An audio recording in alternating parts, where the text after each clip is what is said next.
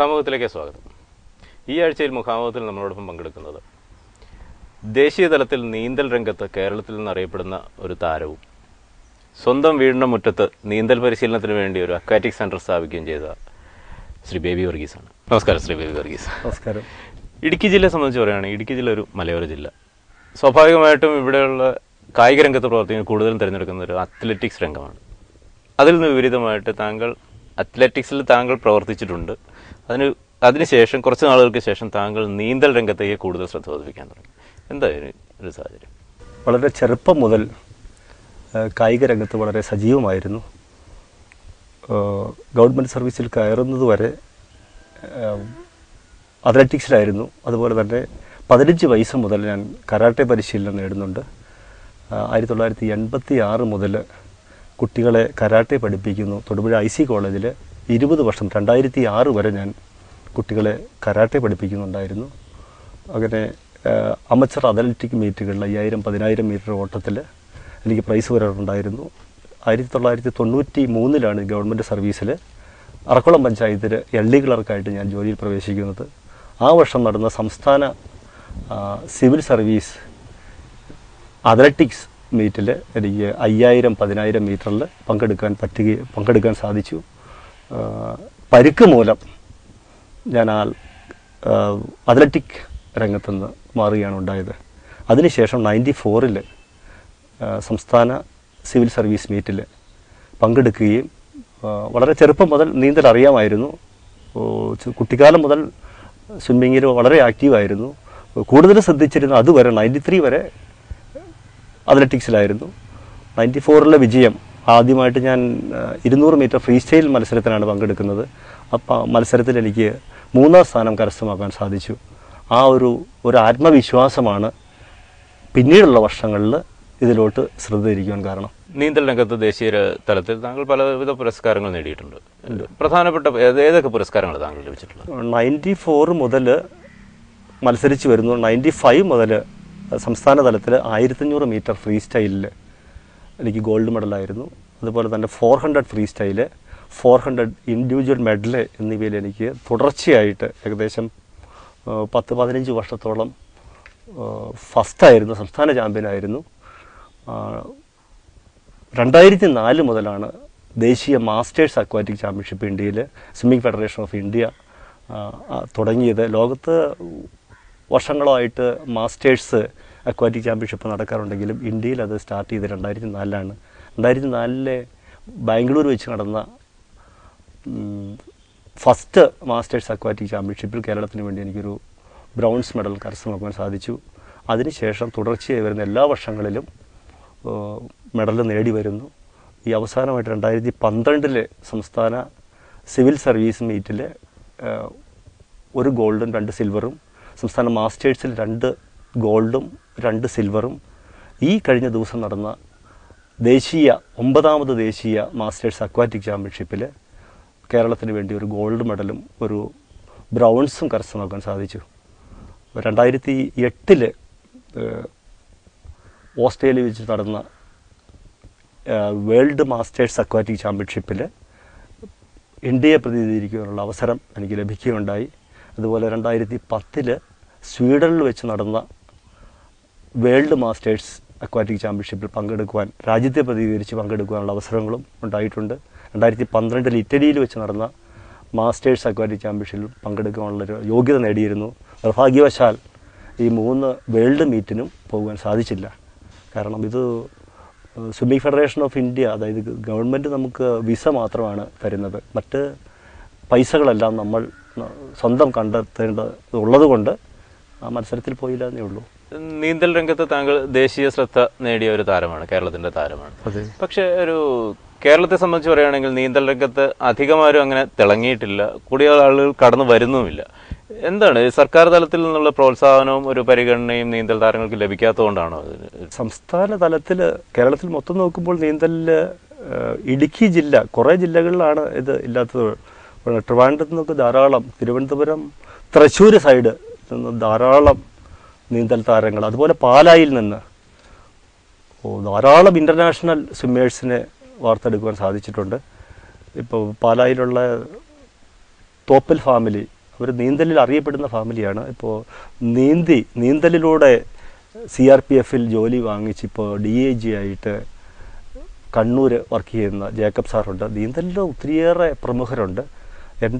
ഞാൻ പഞ്ചായത്ത് ഡിപ്പാർട്ട്മെൻറ്റിലായതുകൊണ്ടാണ് എനിക്ക് പ്രൊമോഷനും മറ്റ് ആനുകൂല്യങ്ങളൊന്നും കിട്ടാത്തത്. മറ്റു വകുപ്പിൽ, മറ്റ് സർവീസസിലോ അതുപോലെ റെയിൽവേയിലോ പോലീസിലോ ഒക്കെ ആണെങ്കിൽ ദേശീയ തലത്തിലൊരു മെഡൽ കിട്ടുമ്പോൾ അവർക്ക് ഇൻക്രിമെൻറ്റും പ്രൊമോഷനും ലഭിക്കാറുണ്ട്. പക്ഷേ പഞ്ചായത്ത്, നമ്മുടെ സിവിൽ സർവീസിൽ അങ്ങനെ ഒരു പ്രോത്സാഹനമൊന്നുമില്ല.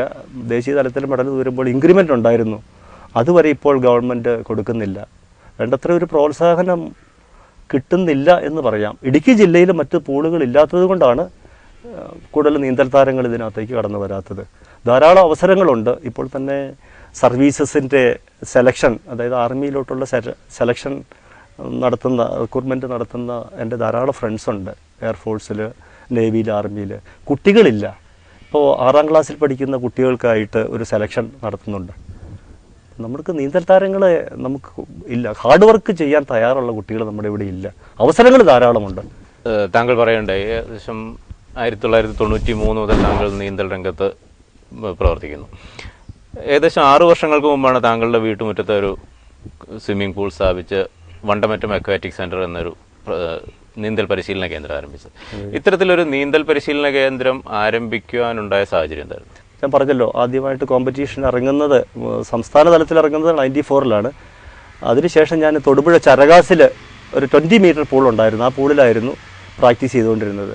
അതുകൂടാതെ പാലായിലും തൃശ്ശൂരും അടുത്ത എറണാകുളത്തൊക്കെ പോയാണ് ഞാൻ എൻ്റെ അഡ്വാൻസ് ട്രെയിനിങ് നടത്തിക്കൊണ്ടിരുന്നത്. ഇത് ബുദ്ധിമുട്ടായതുകൊണ്ടാണ് ഞാൻ ഈ രംഗത്തേക്ക് 96ൽ ഇതുപോലൊരു സ്വിമ്മിംഗ് പൂൾ പണിയണം, വീട്ടുമുറ്റത്ത് പണിയണം എന്ന ആഗ്രഹത്തോടു കൂടി ഇതിനുള്ള പണികളൊക്കെ സ്റ്റാർട്ട് ചെയ്തു. പൂളിൻ്റെ അളവ് ഒക്കെ എടുത്തിട്ടാണ് ഞാൻ ഈ സൈഡിൽ കാണുന്ന തെങ്ങൊക്കെ വെച്ചിരിക്കുന്നത്. അപ്പോൾ 1996 അങ്ങനെ പ്ലാൻ ഉണ്ടായിരുന്നുവെങ്കിലും 10 വർഷത്തിന് ശേഷമാണ് എനിക്കത് തുടങ്ങാൻ പറ്റിയത്. 2006ലാണ് ഞാനിത് സ്റ്റാർട്ട് ചെയ്തത്. ഈ യാത്ര, ഇത്ര ദൂരെ പോയി പ്രാക്ടീസ് ചെയ്യുന്നത് ഒത്തിരിയേറെ സമയനഷ്ടവും അതുപോലെ നമുക്ക് ഒത്തിരിയേറെ സാമ്പത്തിക നഷ്ടമൊക്കെ ഉള്ളതുകൊണ്ടാണ് വീട്ടുമുറ്റത്ത് ഇങ്ങനെ ഒരു സ്വിമ്മിംഗ് പൂൾ പണിയത്. എൻ്റെ പ്രാക്ടീസിനോടൊപ്പം ഈ സമൂഹത്തിലെ കുട്ടികൾക്കും കൂടി, അതായത് മുതിർന്നവർക്കും കൂടി പരിശീലനം കൊടുക്കാം എന്നുള്ളൊരു ഉദ്ദേശത്തോടു കൂടിയാണ് ഞാനിത് ചെയ്തിരിക്കുന്നത്. കുട്ടികളെ നീന്തൽ പഠിപ്പിക്കണം എന്ന് പറയുന്നതിൻ്റെ ഒരു പ്രധാന കാരണം എന്താ? നീന്തൽ മറ്റു രാജ്യങ്ങളിലെല്ലാം വളരെ ചെറുപ്പത്തിൽ തന്നെ ഒരു 6 മാസം പ്രായമായ കുട്ടികളെ മുതൽ നീന്തൽ പഠിപ്പിച്ചു തുടങ്ങും. കമിഴ്ന്ന് നീന്തുമ്പോൾ മുതൽ നീന്തൽ പഠിപ്പിച്ചു തുടങ്ങും. കുട്ടികൾ ഒരു 1, 2, 3 വയസ്സൊക്കെ ആകുമ്പോഴത്തേക്കും നന്നായിട്ട് സ്വിമ്മിങ് പഠിക്കും. മുഴുവൻ കുട്ടികളെയും പഠിപ്പിക്കും. നമ്മുടെ ഇവിടങ്ങളിൽ അതിനുള്ള അടിസ്ഥാന സൗകര്യങ്ങൾ ഇല്ലാത്തത് കൊണ്ടാണ് അങ്ങനെ ഇറങ്ങാത്തത്. പിന്നെ ആവശ്യത്തിനുള്ളൊരു ബോധവൽക്കരണവും നടത്തുന്നില്ല. ദുരന്തങ്ങൾ ഉണ്ടാകുമ്പോൾ മാത്രമുള്ള ഒരു പ്രഖ്യാപനമേ ഉള്ളൂ. അപ്പോൾ നമുക്കറിയാം, തട്ടേക്കാട് ദുരന്തം ഉണ്ടായപ്പോൾ ഗവൺമെൻറ്റിൻ്റെ വലിയ പ്രഖ്യാപനങ്ങളുണ്ടായിരുന്നു. അതുപോലെ തേക്കടി ദുരന്തം കഴിഞ്ഞപ്പോൾ ഒരു പഞ്ചായത്തിൻ്റെ ഒരു സ്വിമ്മിംഗ് പൂള് എന്ന പ്രഖ്യാപനമൊക്കെ വന്നു. പക്ഷേ ഒന്നും സാധിച്ചിട്ടില്ല. ഇടുക്കി ജില്ലയിൽ തന്നെ ഇപ്പം നമുക്കറിയാം, ഇടവെട്ടിച്ചിറ 82 lakhs മുടക്കിയിട്ട് ആർക്കും പ്രയോജനമില്ലാത്ത രീതിയിലാണ് അതിപ്പോൾ നിർമ്മിച്ചിരിക്കുന്നത്. നല്ല രീതിയിൽ അതിൻ്റെ പണികൾ പൂർത്തിയാക്കുമായിരുന്നെങ്കിൽ ഒത്തിരിയേറെ കുട്ടികൾക്ക് നീന്തൽ പഠിക്കാനുള്ളൊരു അവസരം ഉണ്ടായിരുന്നു. ധാരാളം ദേശീയ താരങ്ങളെ വാർത്തെടുക്കുവാനും നമുക്ക് സാധിച്ചത്. കുട്ടികൾക്ക് ആവശ്യമായ ഒരു നീന്തൽ പരിശീലനമാണ് ഇവിടെ നൽകുന്നത്, അതോ അവരെ ഒരു കോമ്പറ്റീഷൻ രംഗത്തേക്ക് കൊണ്ടുവരാൻ തക്ക രീതിയിലുള്ള പരിശീലനം ഇവിടെ നൽകുന്നുണ്ടോ? നീന്തൽ പഠിപ്പിക്കുക എന്നുള്ളതാണ് മെയിനായിട്ട്. കുട്ടികളുടെ ജീവൻ രക്ഷിക്കാനായിട്ട്, അവരുടെ ജീവിതത്തിൽ ഉണ്ടായേക്കാവുന്ന അപകടങ്ങൾ മുന്നിൽ കണ്ടുകൊണ്ട് അവരെ നീന്തൽ പരിശീലിപ്പിക്കുക എന്നുള്ളതാണ് എൻ്റെ പ്രധാന ഉദ്ദേശം. അതിൽ ടാലൻ്റായിട്ടുള്ള കുട്ടികളെ സെലക്ട് ചെയ്ത് ഇടുക്കി ജില്ലാ അക്വാറ്റിക് ടീം ഉൾപ്പെടുത്തി. ഞാൻ ജില്ലാ അക്വാറ്റിക് അസോസിയേഷൻ്റെ സെക്രട്ടറി ആയിട്ട് പ്രവർത്തിക്കുന്നു. ഇപ്പോൾ കഴിഞ്ഞ 10 വർഷമായിട്ട് ജില്ലാ അക്വാറ്റിക് അസോസിയേഷൻ രംഗത്ത് സജീവമാണ്. അപ്പോൾ ജില്ലാ അക്വാറ്റിക് ടീം എന്ന് പറയുന്നത് നമ്മുടെ കുട്ടികളാണ്. അഡ്വാൻസ് ട്രെയിനിങ്ങും ഇവിടെ നൽകി വരുന്നുണ്ട്. ഇവിടെ ധാരാളം ഇൻ്റർനാഷണൽ സ്വിമ്മേഴ്സ് വരുന്നുണ്ട്. ഇപ്പോൾ എനിക്ക് കോച്ചിങ് തരുവാനായിട്ട് തന്നെ പാലായിലുള്ള ഒരു അന്തർദേശീയ നീന്തൽ താരം K. അലോഷ്യസ് CRPFൽ നിന്ന് റിട്ടയർ ചെയ്ത DYSP ആണ്. അദ്ദേഹം എല്ലാ ആഴ്ചകളിലും ഇവിടെ വരുന്നുണ്ട്, കുട്ടികളെ പരിശീലിപ്പിക്കുന്നുണ്ട്. അഡ്വാൻസ് ട്രെയിനിങ് ഇവിടെ നൽകി വരുന്നുണ്ട്. ഇപ്പോൾ സംസ്ഥാന തലത്തിൽ ജൂനിയർ സബ് ജൂനിയർ വിഭാഗത്തിൽ ഫൈനലിൽ വരെ നമ്മുടെ കുട്ടികൾ എത്തിച്ചേർന്നിട്ടുണ്ട്. എൻ്റെ കുട്ടികൾ തന്നെ 3 വയസ്സിൽ ഞാൻ എൻ്റെ കുട്ടികളെ സ്വിമ്മിങ് പഠിപ്പിച്ചു. ഇപ്പോൾ അവർ സംസ്ഥാന തലത്തിൽ ഫൈനലിലൊക്കെ വരുന്നുണ്ട്. സമീപ ഭാവിയിൽ ദേശീയ താരങ്ങളെ വാർത്തെടുക്കുവാൻ സാധിക്കുമെന്നാണ് ഞാൻ കരുതുന്നത്. ചിട്ടയായ ഒരു പ്രാക്ടീസ് വേണം. ഹാർഡ് വർക്ക് കൊടുത്തു കഴിയുമ്പോഴേക്കും നമ്മുടെ ടീമിലുള്ള പല കുട്ടികളും ഔട്ടാകുന്നു. സ്വിമ്മിങ്ങിൽ ഒരു മെഡൽ നേടണമെങ്കിൽ ഏറ്റവും കുറഞ്ഞത് മോർണിംഗ് 2 മണിക്കൂർ, ഈവനിങ് 2 മണിക്കൂർ, ഒരു ദിവസം ഒരു 4 മണിക്കൂറെങ്കിലും സ്വിം ചെയ്താൽ മാത്രമേ നമുക്കൊരു മെഡൽ കരസ്ഥമാക്കാൻ സാധിക്കുകയുള്ളൂ. മറ്റ് ഒരു ഗെയിം പോലെയല്ല സ്വിമ്മിങ്. നീന്തലിൽ തന്നെ പല വകഭേദങ്ങളുണ്ട്. താങ്കൾ പറഞ്ഞ പോലെ ഫ്രീ സ്റ്റൈൽ അല്ലെങ്കിൽ ബ്രസ്റ്റ് സ്ട്രോക്ക് അതുപോലുള്ള പല വിഭാഗങ്ങളുണ്ട്. ഏതൊക്കെ വിഭാഗങ്ങളിലാണ് ഇവിടെ പ്രധാനമായും പരിശീലനം? ഫ്രീ സ്റ്റൈല് നന്നായിട്ട് പഠിക്കുന്ന കുട്ടികൾ ഒരു 500 മീറ്റർ, അതായത് ഒരു 10 ലാപ്പ്, ഒരു 20 ലാപ്പ് നീന്തുന്ന, ഒരു 500 മീറ്ററോളം നീന്തുന്ന കുട്ടികളെ അടുത്ത സ്ട്രോക്ക് പഠിപ്പിക്കുന്നു. എല്ലാ സ്റ്റൈലുകളും ഇവിടെ പഠിപ്പിക്കുന്നുണ്ട്. ഫ്രീ സ്റ്റൈൽ ആദ്യം പഠിപ്പിക്കുന്നു, butterfly stroke, breast stroke, back stroke. ഇത് 4ഉം കൂടി കൂടുന്ന ഈവൻ്റാണ് മെഡ്ലേ എന്ന് പറയുന്നത്. ഇൻഡിവിജ്വൽ മെഡ്ലേയിൽ കുട്ടികൾ പങ്കെടുക്കുന്നുണ്ട്. ആദ്യം ബട്ടർഫ്ലൈ സ്ട്രോക്കാണ്, പിന്നെ back stroke, breast stroke, free style, അങ്ങനെയാണ് മെഡ്ലേയിൽ വരുന്നത്. എല്ലാ സ്ട്രോക്കുകളും ഇവിടെ എല്ലാ സ്റ്റൈലും പഠിപ്പിക്കുന്നുണ്ട്.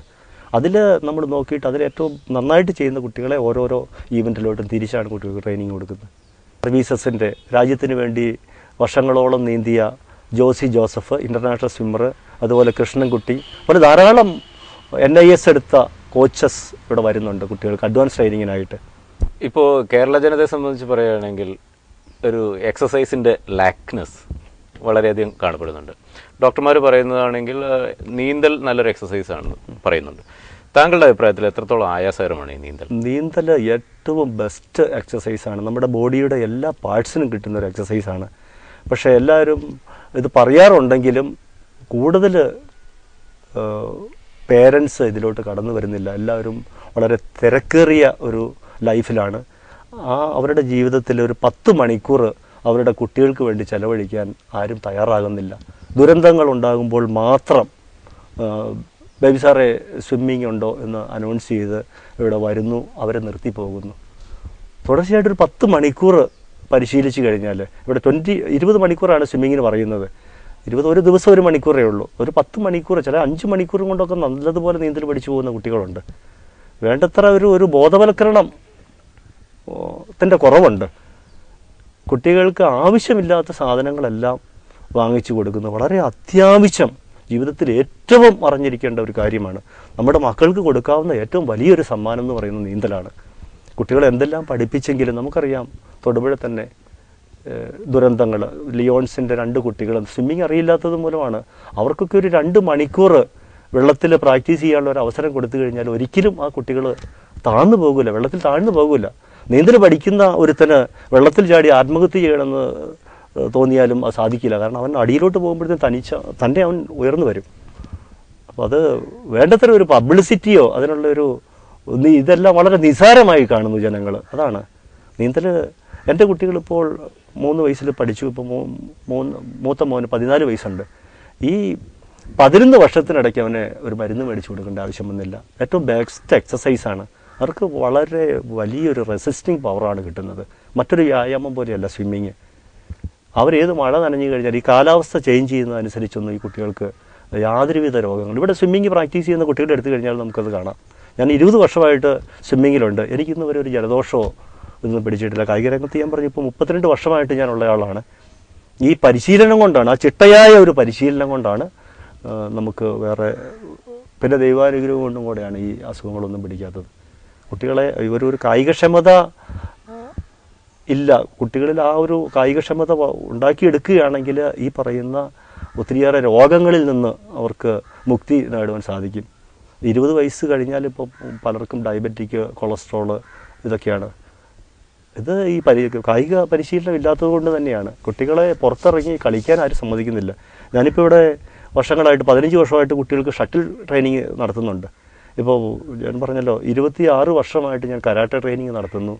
ഈ എൻ്റെ വീട്ടിൽ ആഴ്ചയിൽ Sunday morning evening karate practice നടത്തുന്നുണ്ട്. ഈ കുട്ടികളെ എടുത്തു കഴിഞ്ഞാൽ ഈ കുട്ടികൾക്കൊന്നും യാതൊരുവിധ അസുഖങ്ങളും ഈ ക്ലൈമറ്റ് ചേഞ്ച് ചെയ്യുന്നതനുസരിച്ചൊന്നും ഒരു അസുഖങ്ങളും ഉണ്ടായതായി കാണുന്നില്ല. നീന്തൽ പഠിക്കാൻ പ്രായം ഒരു പ്രശ്നമാണ്. ഏത് പ്രായത്തിലായിരിക്കും ഏറ്റവും കൂടുതൽ അഭികാമ്യമായിട്ടുള്ളത്?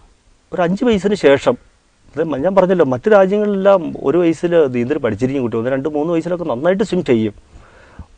ഇവിടെ ഞാൻ അഡ്മിഷൻ കൊടുക്കുന്നത് 4 വയസ്സിന് ശേഷമുള്ള കുട്ടികൾക്കാണ്. കാരണം അല്ലാത്ത കുട്ടികളെ അവരുടെ പേരൻസും കൂടി ഇറങ്ങുകയാണെങ്കിൽ മാത്രമേ അഡ്മിഷൻ കൊടുക്കുകയുള്ളൂ. കുട്ടികൾ ചെറുപ്പം പോലെ പഠിക്കും. ഒരു 5 വയസ്സിന് ശേഷം കുഴപ്പമില്ല. കുട്ടികൾക്ക് ഒരു 15 മണിക്കൂർ ട്രെയിനിങ് കൊടുത്തു കഴിഞ്ഞാൽ അവർക്ക് 25 മീറ്റർ സ്വിം ചെയ്യാൻ പറ്റും, നല്ലതുപോലെ നീന്താൻ സാധിക്കും.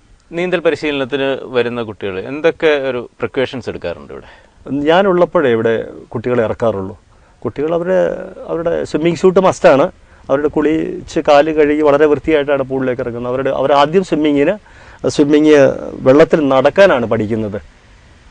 വെള്ളത്തിൽ കൂടി നടക്കാൻ പഠിക്കുന്നു. അതിനുശേഷം കുട്ടികൾ വെള്ളത്തിൽ മുങ്ങുവാൻ പഠിക്കുന്നു. അതിനുശേഷം അവർ ഫ്ലോട്ടിങ് പഠിക്കുന്നു. അതിനുശേഷം അവരുടെ ലെഗ് ആക്ഷൻ വരുന്നു. അതിനുശേഷം ആം ആക്ഷൻ വരുന്നു. Then breathing. അങ്ങനെ 2-3 ഘട്ടമായിട്ടാണ്. ഈ സമയത്ത് ഞാനുള്ളപ്പോൾ മാത്രമാണ് സ്വിമ്മിങ്ങിന് ഞാൻ ഇറക്കാറുള്ളൂ കുട്ടികൾ. പരിശീലനം ഞാനില്ലാതെ ആരെയും, സ്വിമ്മിങ് അറിയാവുന്നവരെ പോലും ഞാൻ എൻ്റെ പൂളിൽ പ്രാക്ടീസിന് അനുവദിക്കുന്നില്ല. സാധാരണ രീതിയിൽ ഒരു കുട്ടിയെ എത്ര സമയം കൊണ്ട് ശരിക്കും ഒരു നീന്തൽ വിദഗ്ധനാക്കി മാറ്റാൻ പറ്റും? പഠിക്കുക എന്ന് പറഞ്ഞു കഴിഞ്ഞാൽ മിനിമം ഒരു 50 മീറ്റർ എങ്കിലും നീന്തണം. നീന്തൽ അറിയാം എന്നും പറഞ്ഞ് വരുന്ന പല കുട്ടികളും 10 മീറ്റർ പോലും നീന്താറുമില്ല. പേരൻസ് പല കുട്ടികളെയും കൊണ്ട് ഇവിടെ വരാറുണ്ട്. എൻ്റെ മോന് നല്ലതുപോലെ നീന്തൽ അറിയാം, എന്നാൽ മോനെ ഒന്ന് ഇറക്ക് എന്ന് പറഞ്ഞ് കുട്ടി ഇറങ്ങി നീന്തി കഴിയുമ്പോൾ ആ കുട്ടിയെ ഒരു 10 മീറ്റർ 15 മീറ്ററൊക്കെ നീന്താൻ പറ്റുന്നുള്ളൂ. അപ്പോൾ അറിയാം എന്നും പറഞ്ഞാൽ കുട്ടികൾ വേറെ വല്ലോ സ്ഥലങ്ങളിൽ പോയി പൂളിലോ അല്ലെങ്കിൽ മറ്റു സ്ഥലങ്ങളിലോ ഇറങ്ങിക്കഴിഞ്ഞാൽ ആ കുട്ടികളുടെ ജീവിതം തന്നെ പോക്കാണ്. കുളങ്ങളിൽ അല്ലെങ്കിൽ കെട്ടിക്കിടക്കുന്ന വെള്ളത്തിൽ, സ്വിമ്മിംഗ് പൂൾ പോലുള്ള സംവിധാനങ്ങൾ പഠിക്കുന്ന നീന്തൽ പഠിക്കുന്നവർക്ക് പുഴ പോലുള്ള ഒഴുകുന്ന വെള്ളത്തിൽ അവർക്ക് സർവൈവ് ചെയ്യാനുള്ള ചാൻസ് കുറവാണെന്ന് ചിലർക്ക് സംശയമുണ്ട്. എത്രത്തോളം വാസ്തവമുണ്ട്? സ്വിമ്മിംഗ് പൂളിൽ വളരെ കെട്ടിക്കിടക്കുന്ന വെള്ളമാണ്. സ്വിമ്മിംഗ് പൂളിൽ ഹാർഡ് വാട്ടറാണ്. സ്വിമ്മിംഗ് പൂളിൽ പഠിക്കുന്ന കുട്ടികൾക്ക് പുഴയിൽ ചാടുകയാണെങ്കിൽ വളരെ ഈസി ആയിട്ട് അവർക്ക് ഒഴുക്കിനെതിരെ നീന്താൻ സാധിക്കില്ല. നമ്മൾ ഉദ്ദേശിക്കുന്ന സ്ഥലത്ത്, അതായത് ഒഴുക്കിന് എതിരെ വേറെ വട്ടം നീന്തി കിടക്കുന്ന വളരെ ഈസി ആയിട്ട് അവരെ കൊണ്ട് സാധിക്കും. അതുപോലെ കിലോമീറ്ററുകളോളം അവർക്ക് ഫ്ലോട്ട് ചെയ്ത് കിടക്കാനും പറ്റും സ്വിമ്മിംഗ് പൂളിൽ പഠിക്കുന്ന കുട്ടികൾക്ക്. എത്ര മണിക്കൂർ വേണമല്ലോ, അതായത് കിലോമീറ്ററുകൾ അവർ ഫ്ലോട്ട് ചെയ്ത് കിടന്നു കഴിഞ്ഞാലും താഴ്ന്നു പോകില്ല. അപ്പോൾ സ്വിമ്മിംഗ് പൂളിൽ പഠിക്കുന്ന കുട്ടികൾക്ക് മറ്റ് കായലിലോ അതുപോലെ തന്നെ പുഴകളിലൊക്കെ പോയി കഴിഞ്ഞാൽ എളുപ്പമായിരിക്കും. ഒഴുക്കിനെതിരെ ആർക്കും നീന്താൻ സാധിക്കില്ല. പെട്ടെന്ന് കുറച്ച് സമയം കൊണ്ട് ടയർഡായി പോകും. എത്ര വലിയ ഇൻ്റർനാഷണൽ സ്വിമ്മേഴ്സ് ആണെങ്കിൽ പോലും ഒഴുക്കിനെതിരെ നീന്തുന്നത് ബുദ്ധിമുട്ടാണ്. അബദ്ധവശാൽ ഒഴുക്ക് വെള്ളത്തിൽ പെടുന്ന ഒരു കുട്ടികൾക്ക് നൽകാനുള്ള ഒരു ഉപദേശം എന്താണ്? കഴിയുന്നതും വെള്ളത്തിൽ ഇറക്കാതിരിക്കുക എന്നുള്ളതാണ്. അറിയാതെ ഒന്നും അറിയില്ലാത്ത കുട്ടികളെ ഒഴുക്കിൽ പെട്ട് കഴിഞ്ഞാൽ അത് വളരെ അപകടമായിരിക്കും. അത് എല്ലാവർക്കും അറിയാവുന്ന കാര്യമാണ്. നീന്തൽ നല്ലപോലെ പഠിച്ചതിന് ശേഷം, അതിന് മറ്റ് സൗകര്യങ്ങളൊക്കെ ചെയ്ത് കൊടുത്തതിന് ശേഷം വേണം പുഴയിലൊക്കെ ഇറക്കാൻ. അറിയില്ലാത്ത കുട്ടികളെ നമ്മൾ വെള്ളത്തിൽ ഇറങ്ങിക്കഴിഞ്ഞാൽ ഒരു കല്ലെടുത്തിട്ട് അതെങ്ങനെ താഴ്ന്നു പോകുന്നു അതുപോലെ തന്നെയായിരിക്കും. താഴ്ന്നു പോകുന്നു, 4 ബബിൾസ് വരുന്നു, ആൾ ഔട്ടാകുന്നു. ഒരു ട്രെയിനിങ് കൊടുക്കാതെ അത് പുഴകളിലും മറ്റ് കായലിലൊക്കെ ബുദ്ധിമുട്ടായിരിക്കും. ഇതുപോലെ പൂളുകളിലൊക്കെ പഠിപ്പിക്കുന്നതായിരിക്കും. അത് വിദഗ്ധരായ സ്വിമ്മിങ് അറിയാവുന്ന കോച്ചസ്മാരുടെ അടുത്ത് വിട്ട് പഠിപ്പിക്കുന്നതായിരിക്കും നല്ലത്. സാധാരണഗതിയിൽ ഏത് പ്രായത്തിലുള്ള കുട്ടികളാണ് താങ്കളുടെ അടുത്ത് പരിശീലനത്തിനെത്തുന്നത്? 4 വയസ്സ് മുതൽ 70 വയസ്സായ ആളുകൾ വരെ ധാരാളം. ഇപ്പം ഇതിനോടകം 2000-ൽ പരം കുട്ടികളും മുതിർന്നവരും ഈ പൂളിൽ നിന്ന് നീന്തൽ പഠിച്ചു പോയിട്ടുണ്ട്. അപ്പോൾ ഈ പ്രായം കൂടുന്തോറും ഇവരെ പരിശീലിപ്പിക്കുന്നതിന് ബുദ്ധിമുട്ട് കൂടിയിരുന്നു. അവർ തന്നെയാണ് പഠിക്കുന്നത്. ഞാൻ അവരെ പൂളിൽ കൂടെ കയ്യെ പിടിച്ച് നടത്തുന്നൊന്നുമില്ല. അവർ തന്നെ വെള്ളത്തിൽ കൂടി നടക്കുവാൻ പഠിക്കുന്നു. ഞാൻ ആദ്യം സൂചിപ്പിച്ചു, അവർ തന്നെ നടക്കുന്നു. അവരുടെ കപ്പാസിറ്റി അനുസരിച്ച് അവർ മുങ്ങാൻ പഠിക്കുന്നു. ലെഗ് ആക്ഷൻ ഇവർ തനിച്ചാണ് പഠിക്കുന്നത്. അതൊരു വലിയൊരു എക്സസൈസും കൂടെയാണ്. സാവധാനം പഠിച്ചാൽ മതി. ഇപ്പോൾ ഒരു 10 മണിക്കൂർ 15 മണിക്കൂർ എന്നുള്ളത് ചിലപ്പോൾ ഒരു 20 മണിക്കൂർ 25 മണിക്കൂറൊക്കെ എടുക്കും, 1 മാസമൊക്കെ എടുക്കും. അതേ ഉള്ളൂ. അവർക്കും പഠിക്കാൻ പറ്റും. പഠിക്കുന്ന ഇത് മറന്നു പോകുമോ എന്നോ പ്രശ്നം വരുന്നില്ല. നീന്തൽ പഠിച്ചിരുന്നത് നമ്മുടെ സൈക്കിൾ ഔട്ട് പോലെയാണ്. ഇത് പഠിച്ചു കഴിഞ്ഞാൽ ഏത് വെള്ളത്തിൽ ചാടി കഴിഞ്ഞാലും നമുക്ക് അത്യാവശ്യം നീന്തി നമ്മുടെ ജീവൻ രക്ഷിക്കാൻ സാധിക്കുമെന്നാണ് ഞാൻ വിശ്വസിക്കുന്നത്. ചില അവസരങ്ങളിൽ, അതായത് താങ്കൾ പറഞ്ഞ പോലെ തന്നെ ചില ദുരന്തങ്ങൾ ഉണ്ടാകുന്ന സമയങ്ങളിൽ സർക്കാർ ഉണർന്നു പ്രവർത്തിക്കുന്നത്, അതായത് സ്കൂളുകളിൽ സിലബസിനോടൊപ്പം നീന്തൽ പരിശീലനം ഒരു മുഖ്യ ഘടകമാക്കണം എന്ന് ചില പ്രഖ്യാപനങ്ങളൊക്കെ വരുന്നു. പക്ഷേ അതൊന്നും പ്രായോഗികമായി കാണുന്നില്ല. താങ്കളുടെ ഒരു അഭിപ്രായം എന്താ? സ്കൂളുകളിൽ സിലബസിനോടൊപ്പം നീന്തൽ പരിശീലനം ഒരു മുഖ്യ വിഷയമായി അത് പാഠ്യപദ്ധതിയിൽ സ്വിമ്മിങ് ഉൾപ്പെടുത്തണമെന്നാണ് എൻ്റെ ആഗ്രഹം. അതിൻ്റെ ഭാഗമായിട്ട് ഇപ്പോൾ SSAയുടെ ആഭിമുഖ്യത്തിൽ സർവശിക്ഷാ അഭിയാൻ, ഇപ്പോൾ കരിമണ്ണൂർ BRC, തൊടുപുഴ BRCയുടെ കീഴിൽ ഇതിനോടകം 300 കുട്ടികളോളം ഗവൺമെൻറ് ചെലവിൽ അവർക്ക് സ്വിമ്മിങ് സ്യൂട്ടും അതുപോലെ വണ്ടിക്കൂലിയും പാലും മുട്ടയൊക്കെ കൊടുത്ത് ഗവൺമെൻറ് കൊടുത്ത് ഇവിടെ ട്രെയിനിങ് നടത്തിയിരുന്നു. 300 കുട്ടികളോളം ഇതിനോടകം ആ ഒരു സ്കീമിൽ ഉൾപ്പെടുത്തി നീന്തൽ പഠിച്ചു പോയിട്ടുണ്ട്. താങ്കൾ വർഷങ്ങളായി നീന്തൽ രംഗത്ത് പ്രവർത്തിക്കുന്നു.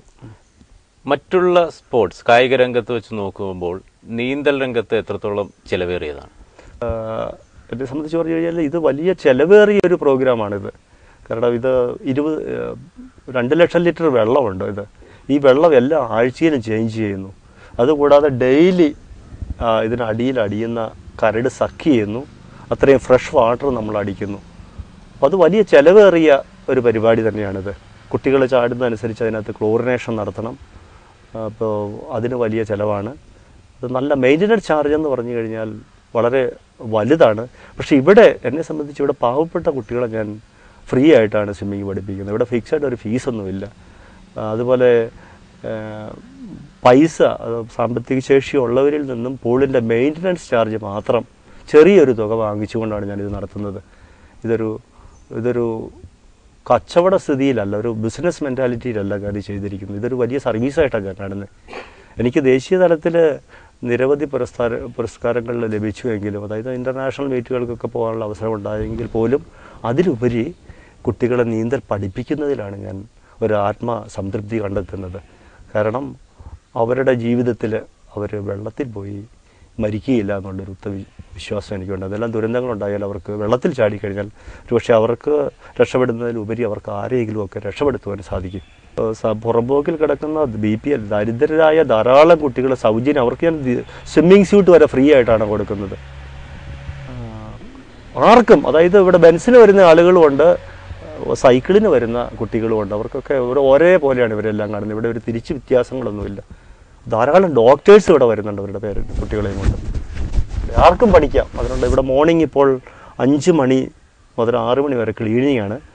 6 മണി മുതൽ 9 മണി വരെ ഞാനിവിടെ ട്രെയിനിങ് കൊടുക്കുന്നുണ്ട്. 6-നും 9-നും ഇടയ്ക്ക്. അതുപോലെ 5:30-ക്ക് ശേഷം 5:30 മുതൽ 9:30 വരെ പൂളിൽ ഞാൻ പ്രാക്ടീസ് കൊടുക്കുന്നുണ്ട്.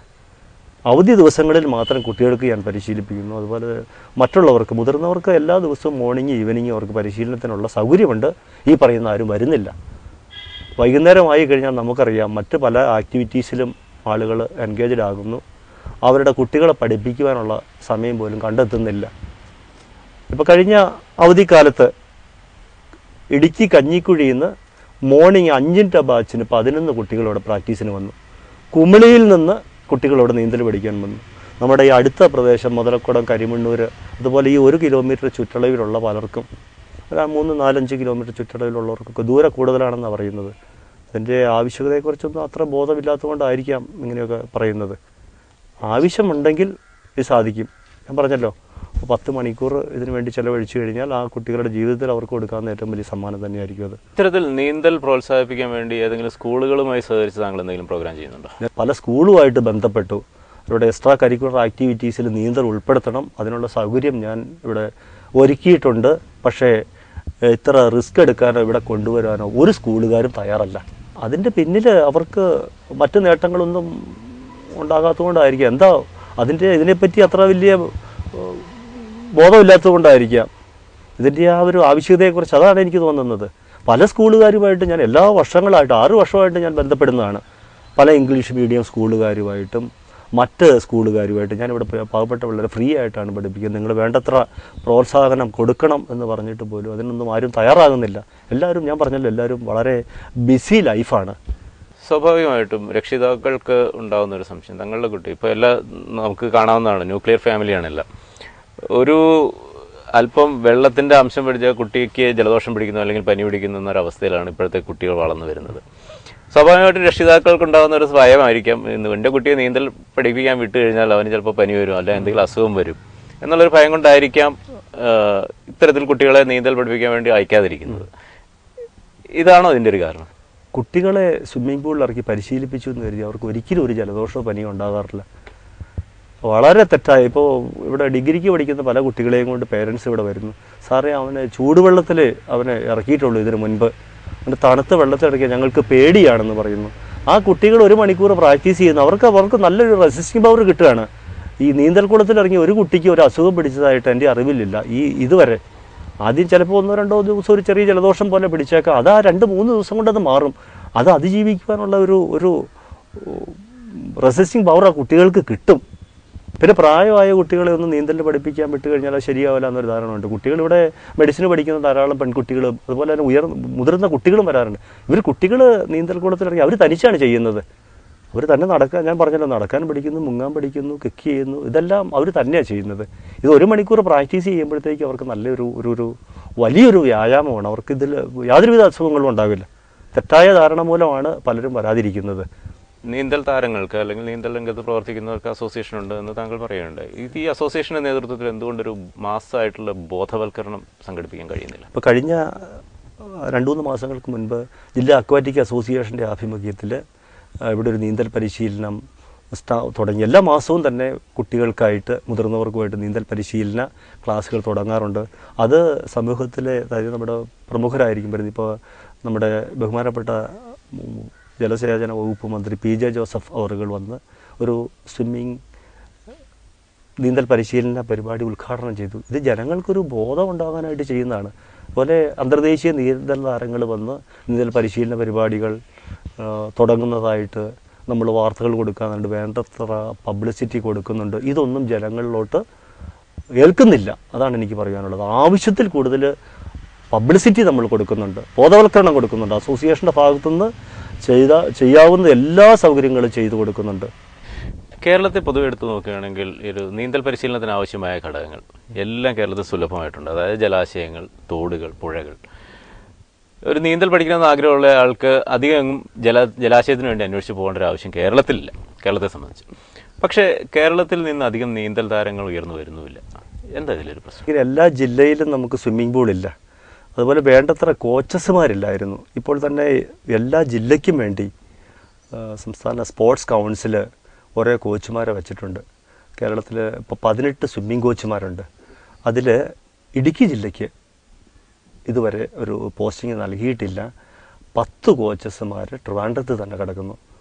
ഒരു ജില്ലയ്ക്ക് ഒരു കോച്ചിനെ വെച്ച് ലഭിക്കുകയാണെങ്കിൽ ഇപ്പോൾ പല സ്ഥലങ്ങളിലും അവർക്ക് കോച്ചിങ് കൊടുക്കാൻ സാധിക്കും, ധാരാളം കുട്ടികളെ പഠിപ്പിക്കുവാൻ സാധിക്കും എന്നെനിക്ക് തോന്നുന്നു. സൗകര്യങ്ങളുണ്ട്, പക്ഷേ മിക്കവാറും കോച്ചസുമാരെല്ലാം ട്രിവാൻഡ്രംകാരായിരിക്കും. അവരെങ്ങനെ അവരുടെ സ്വാധീനം ഉപയോഗിച്ച് അവർ ആ ജില്ലയിൽ തന്നെ കിടക്കുന്നു. അതാണ് പറ്റുന്നത്. ആവശ്യത്തിനുള്ള കോച്ചസുമാരില്ലാത്തതുകൊണ്ടാണ്. ഉള്ളവരെ വേണ്ടത്ര രീതിയിൽ അത് പ്രയോജനപ്പെടുത്തുന്നുമില്ല. ഈ കഴിഞ്ഞ 6 വർഷമായിട്ട് താങ്കൾ ഇവിടെ സ്വന്തം വീട്ടുമുറ്റത്ത് ഒരു സ്വിമ്മിംഗ് പൂൾ സ്ഥാപിച്ച് നീന്തൽ പരിശീലനം നൽകുന്നു. ഏകദേശം എത്ര കുട്ടികൾക്ക് ഇപ്പോൾ പരിശീലനം നൽകിയിട്ടുണ്ട്? 2000-ൽ പരം കുട്ടികൾക്കും മുതിർന്നവരും. ഇപ്പോൾ അതിൻ്റെ 2400 പേരോളം വന്നു എന്ന് എനിക്ക് കറക്റ്റായിട്ട് അറിയുകയാണെങ്കിൽ അതൊരു വലിയ കാര്യമാണ്. അത് സംസ്ഥാന സർക്കാരിനെ കൊണ്ടോ അല്ലെങ്കിൽ മറ്റൊരു വ്യക്തിയെ കൊണ്ടോ ചെയ്യാൻ പറ്റാത്തൊരു കാര്യമാണ്. അതിൽ വളരെയധികം ആത്മസംതൃപ്തി, ഞാൻ പറഞ്ഞല്ലോ, എൻ്റെ മെഡലിനേക്കാൾ ഉപരി അതിലാണ് ഞാനൊരു ആത്മസംതൃപ്തി കണ്ടെത്തുന്നത്. നീന്തൽ പരിശീലനം പൂർത്തിയാക്കി ഇവിടുന്ന് പോയ കുട്ടികൾ ഏതെങ്കിലും ഇത്തരത്തിൽ ജലാശയത്തിൽപ്പെട്ട എന്തെങ്കിലും ഒരു അപകടത്തിൽ നിന്ന് രക്ഷപ്പെടുന്ന ഒരവസ്ഥ താങ്കൾ അറിയാൻ കഴിഞ്ഞിട്ടുണ്ട്? നീന്തൽ പഠിക്കുന്ന കുട്ടികൾ വെള്ളത്തിൽ പോയി കഴിഞ്ഞാൽ 100% അവർ രക്ഷപ്പെടും. അവർ ഈ ചുഴിയിൽപ്പെട്ട് പോകുന്നു എന്നൊക്കെ പറയുന്നതിലൊന്നും എനിക്ക് വലിയ വിശ്വാസമില്ല. ആ നീന്തൽ അറിയില്ലാത്തത് മൂലം, ഞാൻ പറഞ്ഞല്ലോ, അറിയാം എന്നും പറഞ്ഞ് വരുന്ന കുട്ടികൾ 10 മീറ്ററൊക്കെ നീന്തുന്നുള്ളൂ. അവർക്ക് വേണ്ടത്ര പരിശീലനം ഇല്ലാത്തത് കൊണ്ടാണ്. ഈ 10 മീറ്റർ നീന്തി കഴിയുമ്പോൾ അവർ താന്നു പോകുന്നു, സ്റ്റാമിന ഇല്ലാത്തതുകൊണ്ട്. നല്ലതുപോലെ നീന്തൽ പഠിച്ചു കഴിഞ്ഞാൽ ആരും വെള്ളത്തിൽ പോയി മരിക്കുകയില്ല, അവർക്ക് നീന്തി കയറാൻ പറ്റും. ഇപ്പോൾ തേക്കടി ദുരന്തം ഉണ്ടായി കഴിഞ്ഞപ്പോൾ നമുക്കറിയാം, വിദേശികൾ മുഴുവൻ നീന്തി രക്ഷപ്പെട്ടു പോവുക ചെയ്തത്. നമ്മുടെ ഇന്ത്യൻസാണ് അതിനകത്ത് കൂടുതലും മുങ്ങി മരിച്ചത്. താങ്കൾ പറയേണ്ടത് ഈ കായിക രംഗത്ത് പല മേഖലകളിൽ താങ്കൾ പ്രവർത്തിച്ചിട്ടുണ്ട്. അതായത് അത്ലറ്റിക്സ്, അതിനുശേഷം കരാട്ടെ പരിശീലനം, ബാഡ്മിൻ്റൺ പരിശീലിപ്പിക്കുന്നു, നീന്തൽ പരിശീലിപ്പിക്കുന്നു. ഇത് കൂടാതെ താങ്കളുടെ വ്യക്തിപരമായ മേഖലകൾ ഏതൊക്കെയാണ്? ഞാൻ 15 വയസ്സിൽ അത് തബല പഠിച്ചിരുന്നു. വണ്ടവറ്റം ചർച്ചിലെ തബലിസ്റ്റായിരുന്നു ഞാൻ 10ാം ക്ലാസ്സിൽ പഠിക്കുമ്പോൾ. അതിനുശേഷം ഗിറ്റാർ ഒത്തിരി വർഷം കൊയർ പല ട്രൂപ്പിലും ഗിറ്റാർ വായിക്കുവാനായിട്ട് പോയിരുന്നു. ഇപ്പോൾ ഞാൻ ഗിറ്റാറിലും അതുപോലെ കലാരംഗത്തും കുട്ടികളെ പരിശീലനം കൊടുക്കുന്നുണ്ട്. കുട്ടികൾക്ക് ഗിറ്റാർ പരിശീലനവും ഞാൻ ഇവിടെ നൽകി വരുന്നുണ്ട്. താങ്കളുടെ ഫാമിലിയെ പറ്റി ഒന്നും പറഞ്ഞില്ല, അറിയാൻ താല്പര്യമുണ്ടാവും. ഫാമിലി, വൈഫിൻ്റെ വീട് നെയ്യശ്ശേരിയിലാണ്, രജാണിയിൽ കുടുംബാംഗമാണ്. അതായത് മിനി ബയോടെക്നോളജിസ്റ്റായിട്ട് ഇപ്പോൾ കുവൈറ്റിൽ ജോലി ചെയ്യുന്നു. അത് തൃശ്ശൂർ മെഡിക്കൽ കോളേജിലാണ് ബയോടെക്നോളജിസ്റ്റായിട്ട് ജോലി ചെയ്തുകൊണ്ടിരുന്നത്. ഒരു 5 ഇയർ ലീവിലാണ് പോയിരിക്കുന്നത്. കുട്ടികൾ 2 ആൺകുട്ടികൾ, മൂത്ത മോൻ 9ാം ക്ലാസ്സിൽ ഡീപോൾ പബ്ലിക് സ്കൂളിൽ പഠിക്കുന്നു. ഇളയ മോൻ 5th സ്റ്റാൻഡേർഡിൽ വിമല പബ്ലിക് സ്കൂളിലും പഠിക്കുന്നു. രണ്ടുപേരും നല്ലതുപോലെ സ്വിമ്മിങ് പ്രാക്ടീസ് ചെയ്യുന്നുണ്ട്. സ്വാഭാവികമായിട്ടും ദേശീയ തലത്തിൽ അറിയപ്പെടുന്ന ഒരു നീന്തൽ താരത്തിൻ്റെ കുട്ടികൾ അവർ മത്സരരംഗത്ത് എത്രത്തോളം പ്രവർത്തിക്കുന്നുണ്ട്? അവരും അങ്ങനെ ഹാർഡ് വർക്ക് ചെയ്യാനുള്ള ഒരു മനസ്സൊന്നുമില്ല ഇപ്പോഴത്തെ കുട്ടികൾക്ക്.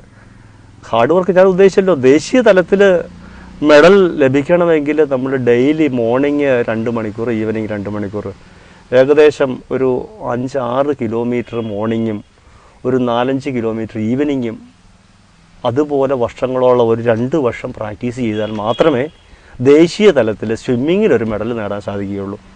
അങ്ങനെ പ്രാക്ടീസ് കൊടുക്കും. അത് ചെയ്യാൻ തയ്യാറുള്ള കുട്ടികൾ വളരെ ചുരുക്കമാണ്. വളരെ കുറച്ച് കുട്ടികളെ നമ്മുടെ ഒരു നല്ല അഡ്വാൻസ് ട്രെയിനിങ് കൊടുക്കാമെന്ന് വെച്ച് കഴിഞ്ഞാൽ ഇപ്പോൾ നിലവിൽ ടീമിലുള്ള പല കുട്ടികളും ഔട്ടാകുന്നു. മാറ്റങ്ങൾ വരും. ഇപ്പോൾ ഒരു കോച്ചസ് അഡ്വാൻസ് ട്രെയിനിങ്ങിനായിട്ട് ഇപ്പോൾ ഒരു സ്വിമ്മിംഗ് കോച്ചിനെ ഇവിടെ നിയമിക്കണമെന്ന് കരുതിയായിരിക്കുന്നു ഞാനിപ്പോൾ. ഏകദേശം കുറേ വർഷങ്ങളായി താങ്കൾ നീന്തൽ രംഗത്ത് പ്രവർത്തിക്കുന്നു, ദേശീയ തലത്തിൽ ശ്രദ്ധ നേടുകയും ചെയ്തിരിക്കുന്നു. എന്തൊക്കെയാണ് ഇനി ഭാവിയിൽ ഈ നീന്തൽ രംഗത്ത് ഉള്ള ഭാവി പ്രതീക്ഷകൾ? ഇപ്പോൾ ഇത് വാസ്തവത്തിൽ എൻ്റെ പ്രാക്ടീസിനും കുട്ടികൾക്ക് പരിശീലിപ്പിക്കാനുമായിട്ടാണ് ഞാനിത് ചെയ്തിരിക്കുന്നത്. ഇത് അല്പം കൂടി വലുതാക്കണമെന്നൊരാഗ്രഹമുണ്ട്. ഇതിപ്പോൾ ഒരു 3 ട്രാക്കിൻ്റെ പൂളാണ്.